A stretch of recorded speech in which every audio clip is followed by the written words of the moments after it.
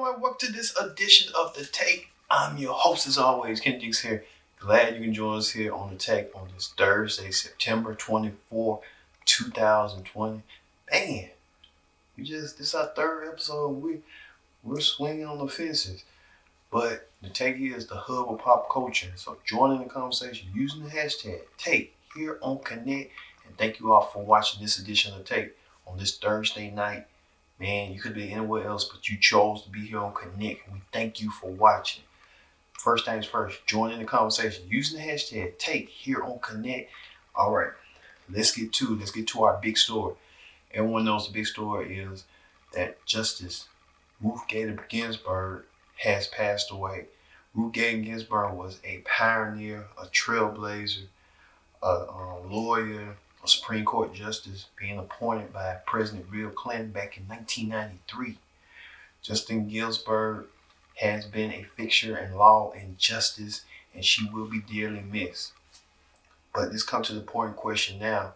Her legacy still will live on, but the Republicans are playing political games, and we'll talk about that later on in the political rundown, what's going on.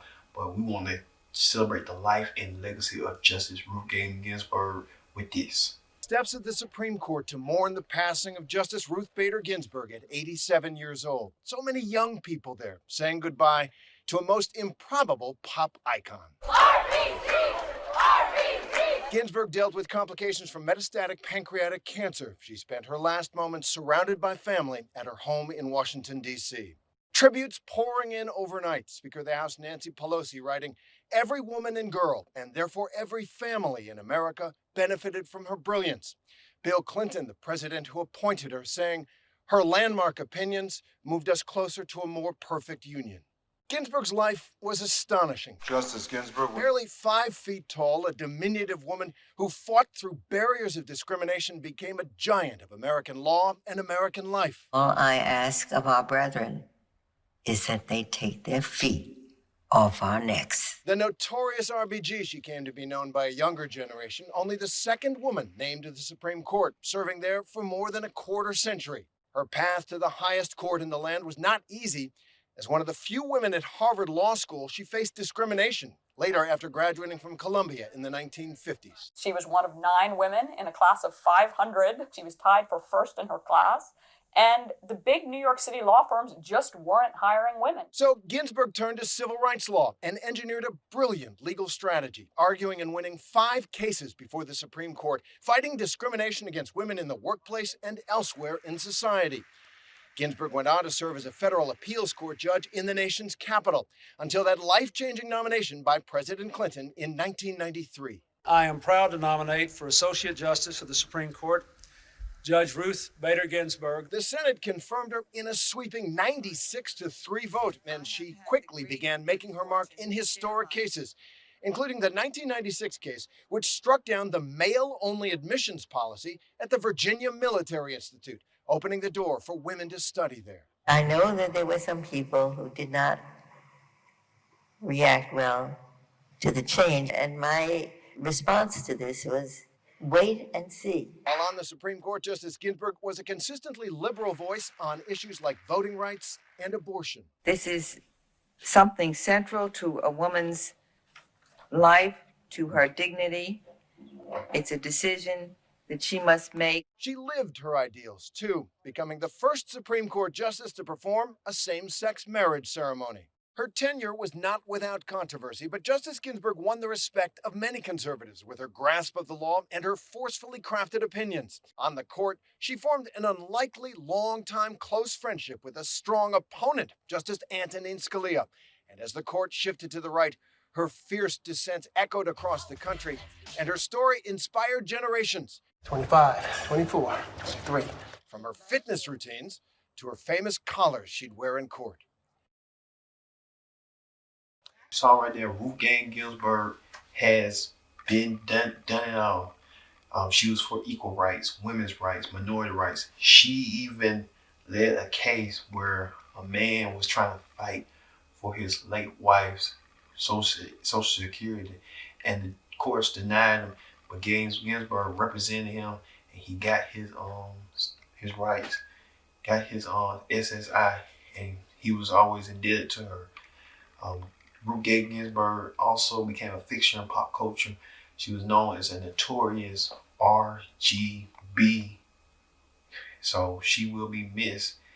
And this week, she will be laid in repose in the Supreme Court. They already doing flags half staff, and she'll be celebrated live in states. The first woman to be live in the U.S. state capitol, which is the honor.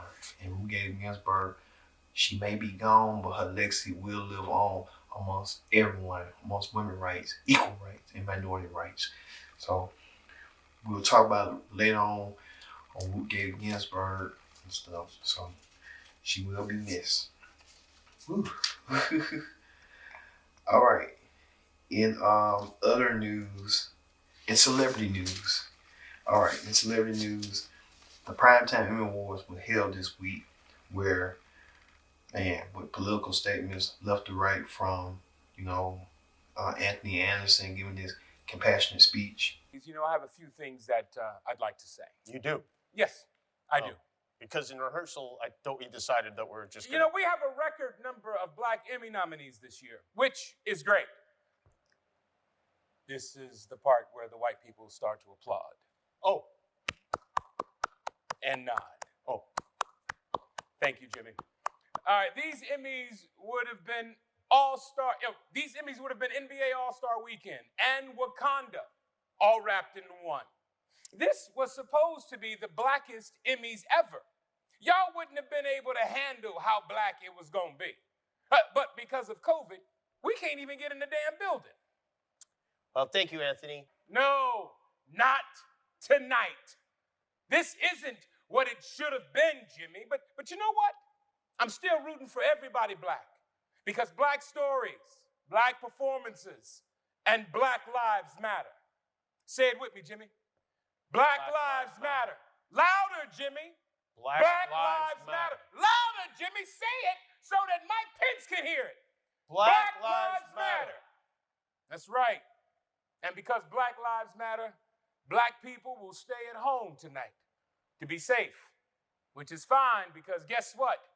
Y'all don't know how to light us anyway. No. Jimmy, I'm glad I got that off my chest. I am too, yeah. I'm glad you did. I'm appreciative that you've given me a safe space to say this from. No, it's my pleasure. You know that, yes. Could you scoot over so I can stand on this star? Okay, yes. Anthony Anderson basically speaking about Trump. Also, Regina King and the lady from Orange is the New Black, Uber Zuba or something like that. I don't know her name, but I know she's from the crazy lady from Orange is the New Black. They made political statements with where Breonna Taylor say her name and stuff. And Zendaya winning an award, being the youngest person to win an Emmy. So Zendaya had a good night. But one moment that left the Emmys going straight when host Jimmy Kimmel had welcomed actress Jennifer Aniston to present an award. It was time for the opening ceremony. Let's just say they had to put out something with this. Not everyone stayed at home tonight. Here to kick things off in the flesh, she is my friend and yours. Please welcome Emmy winner Jennifer Aniston.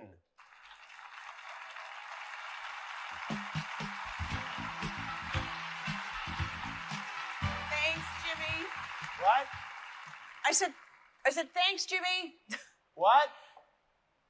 Never mind. That's Yes, I'd love some wine. no. I said never mind.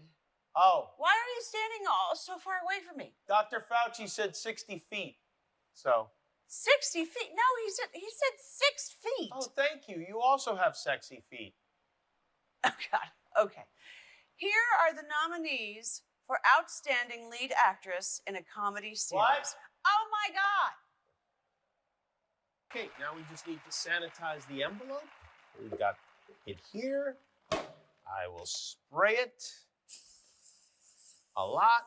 Wow, that's a lot. That's a little extreme, Jimmy. You never know where these accountants' hands have been. Okay.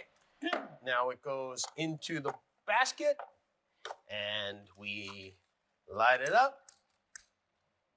All right. Yeah. Wait 5 seconds. 5? And then if you grab the fire extinguisher, Yes, thank you.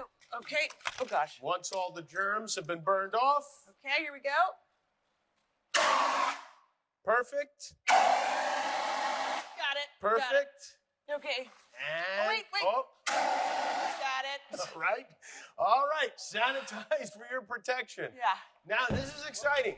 Oh, shoot. Hey. We are delivering Emmys live to some of the winning nominees in their homes. So they will be getting the trophies in their houses. What? Yeah, they're going to be getting the trophies in their houses. At their houses? Yeah. Well, but I'm here. Oh, right. You shouldn't be because you're nominated. Because you won't get it if you're not at home. Jimmy, what are you talking about? You asked me to come here. Are you sure that wasn't Jimmy Fallon? Oh my God, no, it wasn't. Oh, you better get home then. Okay.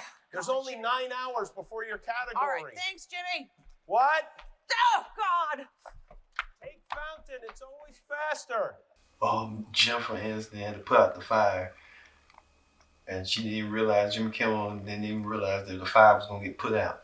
Ooh, you got to be kidding me. You have to be kidding me. Jennifer Aniston doing a live broadcast. You know how they go. Ooh, you know how that be. Also, in other celebrity news, LeBron James, Lakers star, LeBron James' son, Bronny LeBron James Jr., was caught smoking weed. Hey, it ain't the first time, it ain't the second time. You can tell LeBron done it before.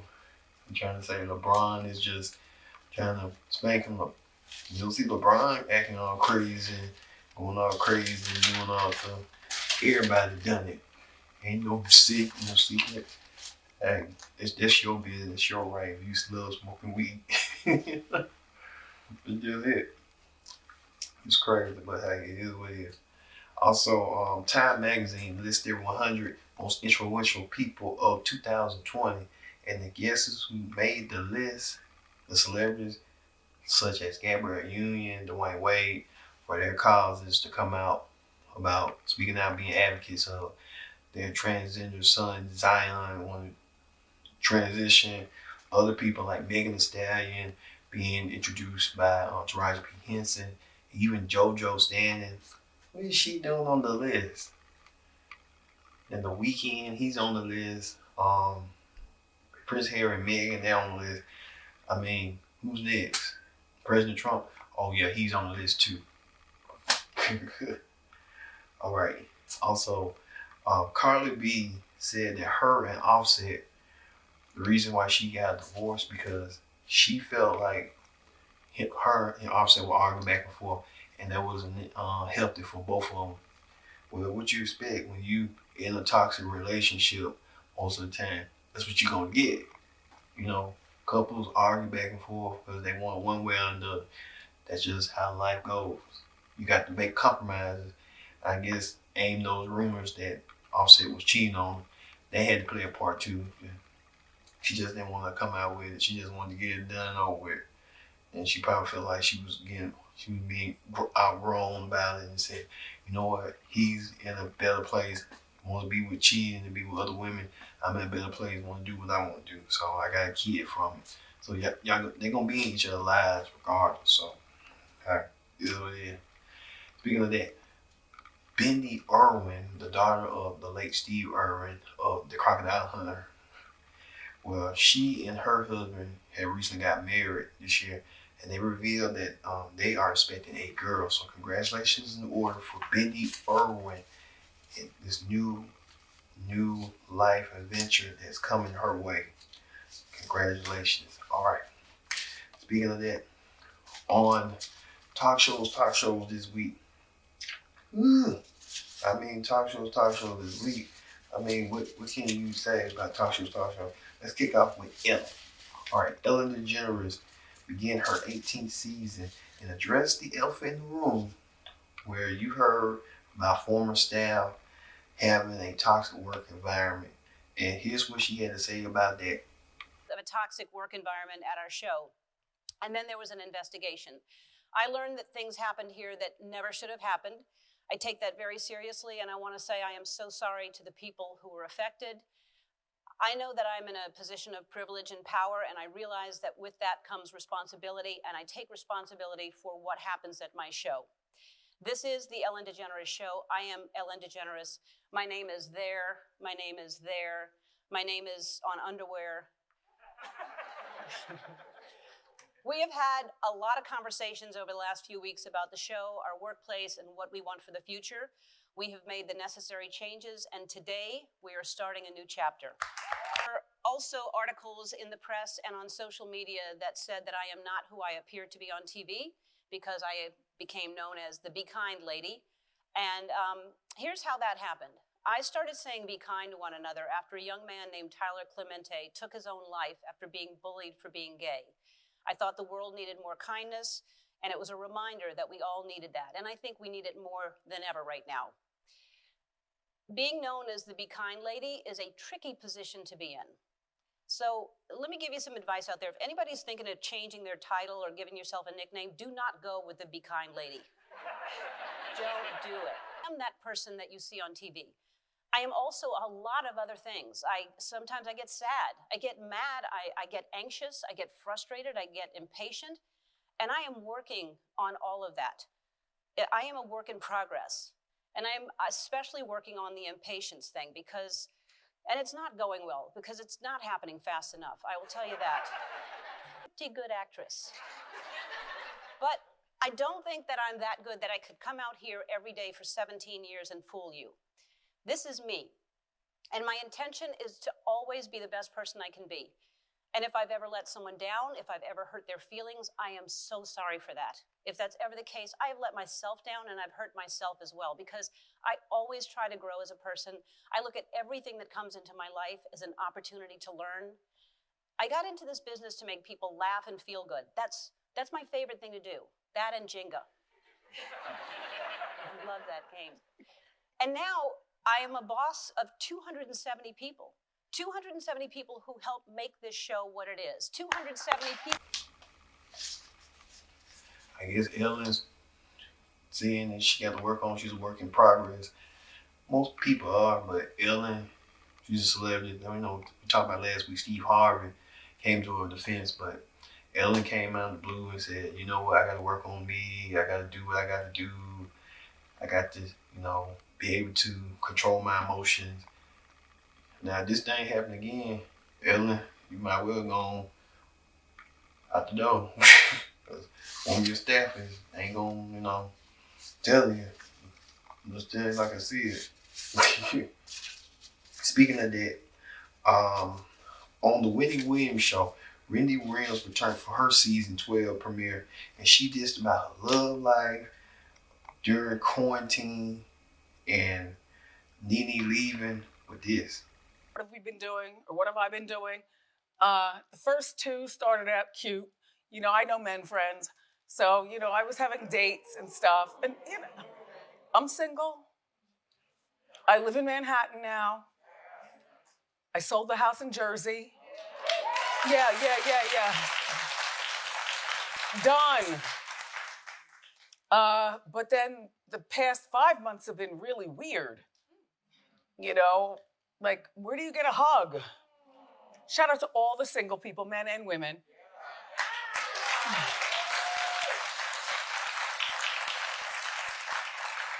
Where do you get a hug? How do you really get touched?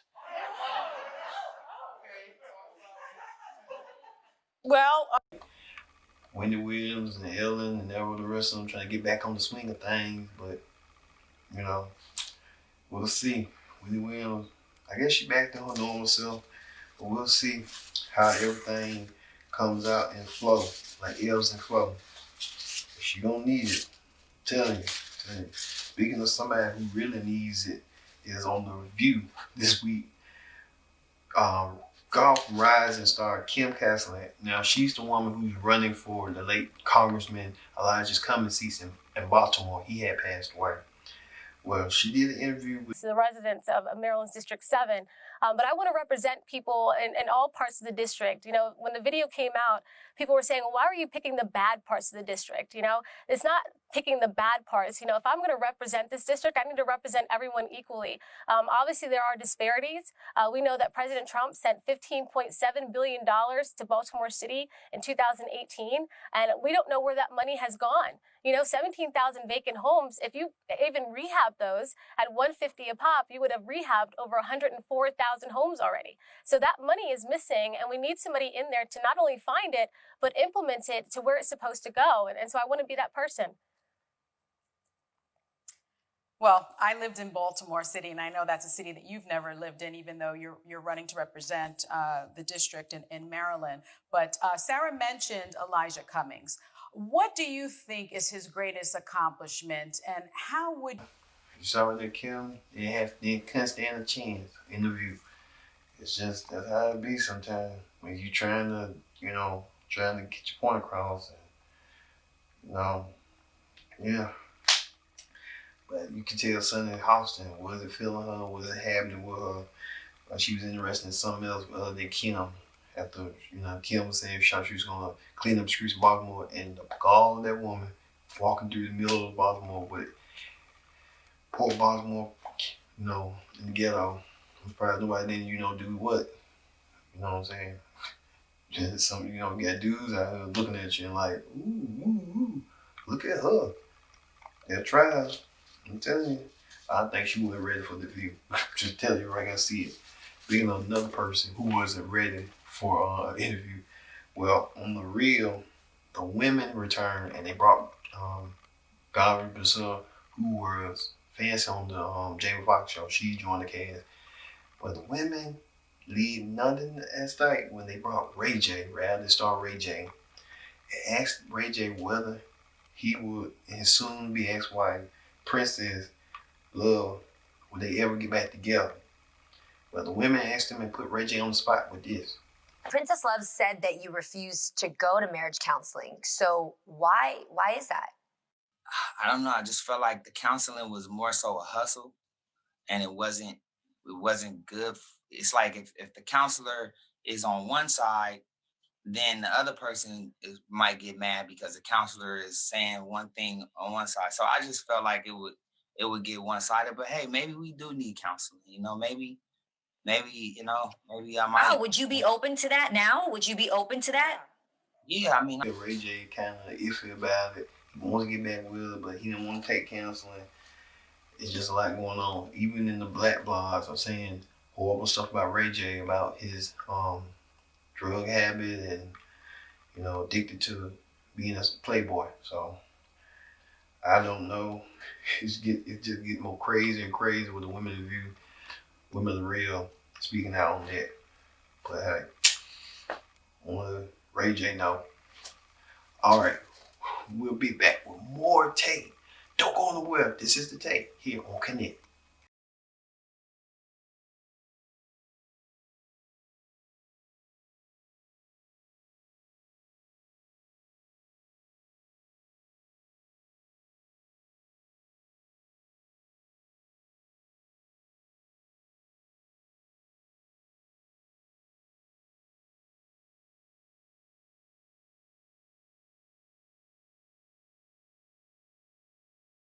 Welcome back to The Take. I'm your host as always, Kendrick's here. Glad you can join us on The Take. Join in the conversation using the hashtag Take here on Connect. And don't forget to subscribe. Subscribe is key. Tell a friend, call a friend, subscribe. The Take is the hub of pop culture. We are your pop culture entertainment moments of the week. The Take is the Take, man. All right.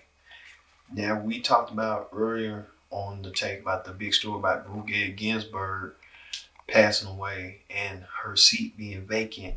Well, the Republicans are not wasting no time whatsoever. And the Republicans changing their minds about what they said in 2016, and they want to get a confirmation by the president who wants to get this thing rolling right quick. Whether he lose or win, he wants to get a Republican judge in that Supreme Court. So take a look on what the Republican senators thought way back when, 4 years ago with this.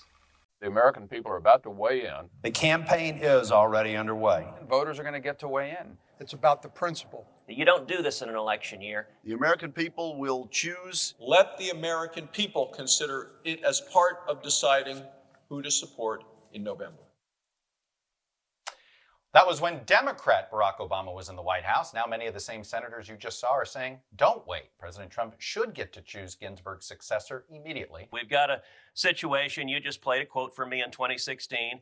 We can play that game all day long where you can play a quote from Chuck Schumer saying you've got to confirm the nominee. I don't disagree with that. That's what I'm just trying to get you to concede. This is really about who has the votes and who has the power at any given time, right? So no, actually it isn't. Here's what you said at that time. In a few short months, we will have a new president and new senators who can consider the next justice with the full faith of the American people. Now, Garland was nominated 9 months before the election. And you were saying then, 9 months before the election, it was wrong to deny voters a chance to weigh in. So if it was wrong then, 9 months before the election, why is it okay now, 6 weeks before the election? So, Chris, in 2014, the American people elected a Republican majority of the Senate to put the brakes on President Obama's judicial nominations. In 2018, we had a referendum on this question. Just a month before the 2018 midterms, we had the vote on Justice Kavanaugh.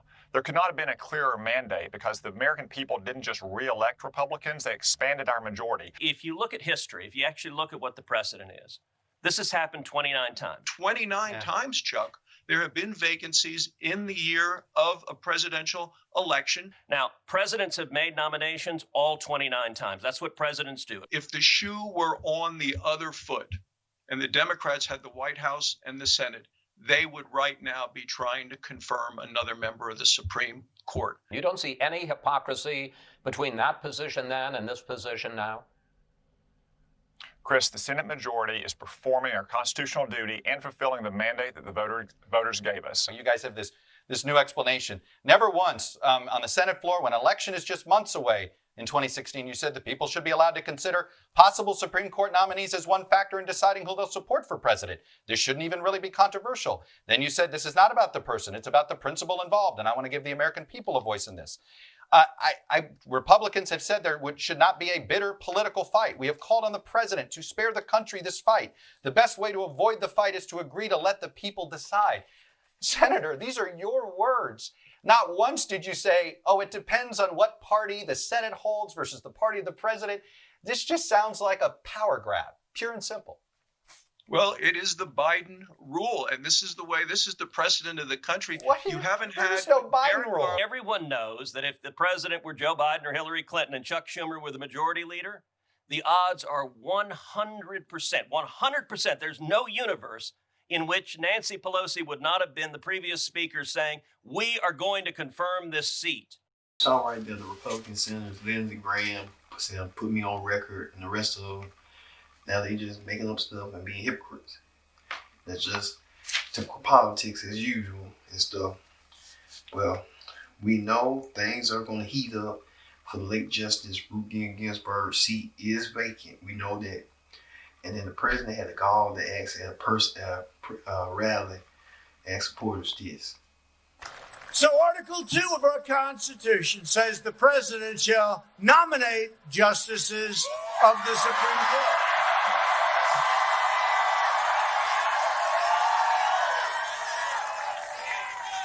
I don't think it can be any more clear, can it? I don't think so.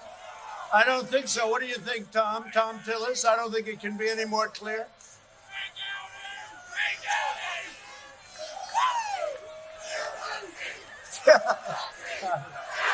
This can only happen in North Carolina.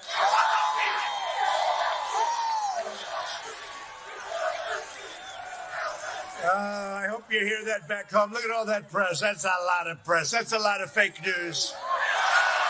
A lot of fake news. Well, I hope they hear. So the chant, this is a new one. Fill that seat. This is the chant.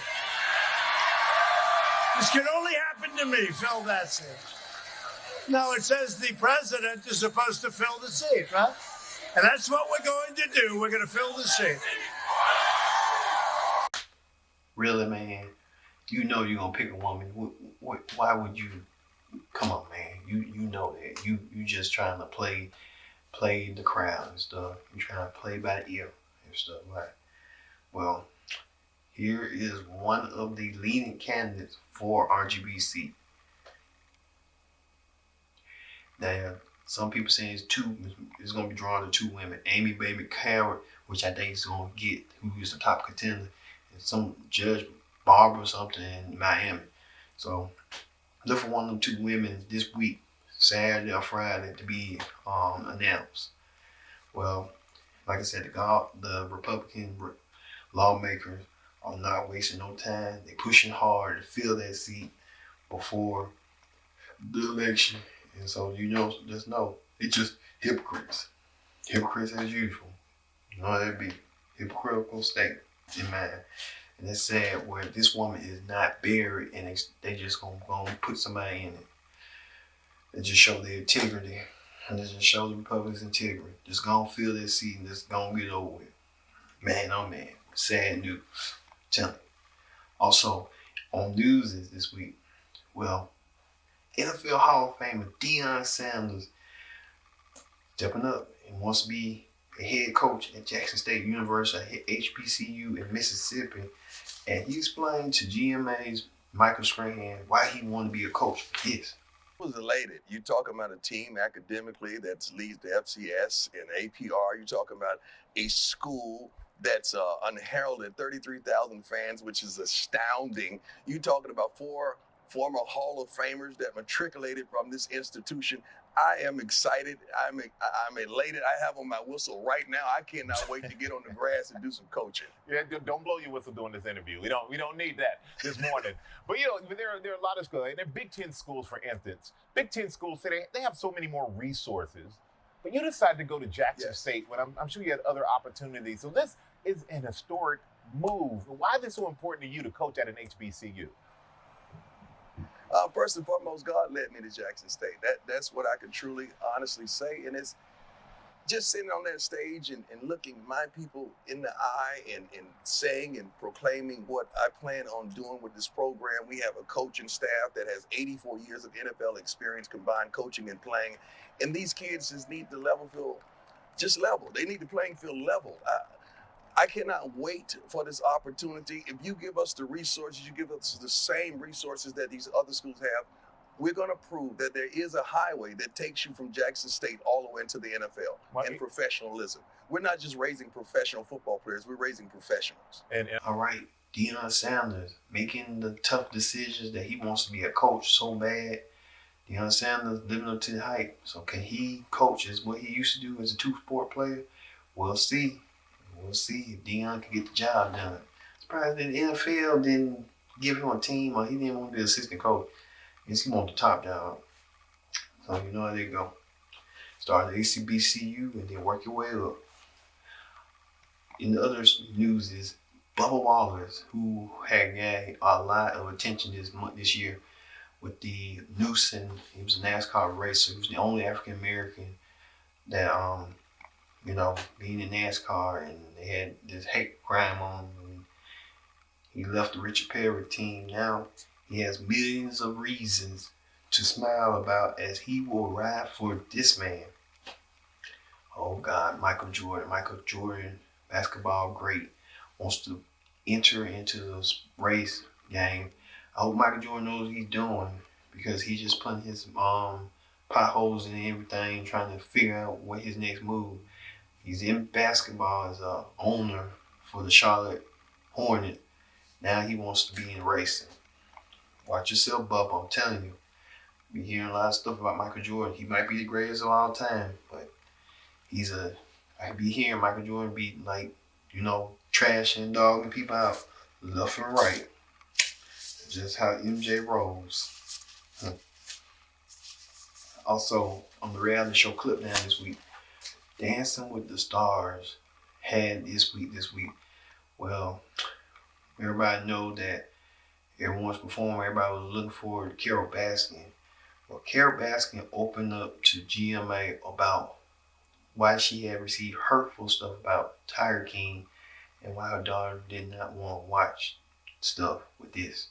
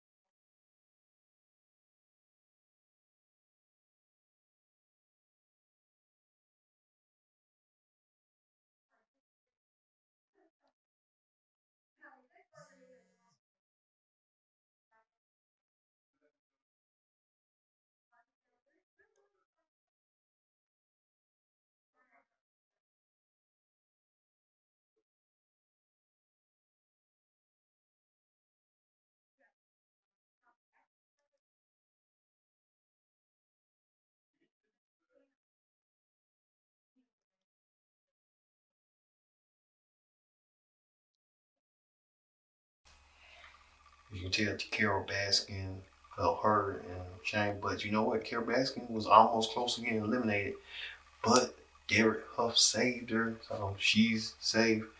Rest of them are safe. Then the top contender was like Sky Jackson, Nelly, and everybody else, and Jesse Metcalf from Dallas. Tell you now. Also, we have two viral video of the weeks. Two viral video weeks. Now we start with two black friends from Georgia. They get together with 19 other families and they bought a land of acres in Georgia and they're gonna build a community. You can see right here. We really just want to build a tight-knit community for our people to just come and breathe together. I know they have a bad stigma that, Black people can't come together, but just like how Black Wall Street, their dollars circulated around 11 times before it left the community. And that's just something we want to bring back. We want to encourage businesses to come and we want to circulate our dollar within the community before it leaves out to someone else. We want to make everybody in our areas wealthy. Well, every time we go to the land and in the actual cities, like we haven't received any backlash. Everyone is really nice and welcoming. It's the internet trolls, the negativity in the world, like, you guys are gonna fail. Isn't this segregation? This is not what Martin Luther King stood for. And it's not us segregating ourselves. It's just we're building where we can come and be safe. Like, Chinatown has these areas. You go up and down Buford Highway, you can't even read some of the signs because it's not in our language and nobody has a problem. And why is it that when we want to build, we're considered racist or we're segregating ourselves? Why can't we have our own safe haven? Every community has them. Everyone is welcome in freedom, but it is basically based on seeing Black people flourish. And that's all we want, because every time we try to, somebody tried to burn it down or we got some type of backlash, and I'm just tired of that. It's time. Wow, amazing. That would tell you right there, a community building right there. You imagine if somebody here in the South, if them two can do it, can people who really don't like each other put the differences aside and be like, well, I don't trust you, but if we work together and we build this for our families, can we join forces? That's all good for them, but they gotta be in the real world. Like, there's people out here, it's a dog-eat-dog world out here. I'm telling you. I'm telling you, I can see it. And finally, like I said, this ends the tape. Like I said, we want to pay our homage and respect to Justice Ruth Bader Ginsburg. Her legacy will live on here, no question about it. So, rest well, Justice Ginsburg, rest well. I've been your host, Kendrick Dixon. So long. We'll see you for another edition of The Take. See you later.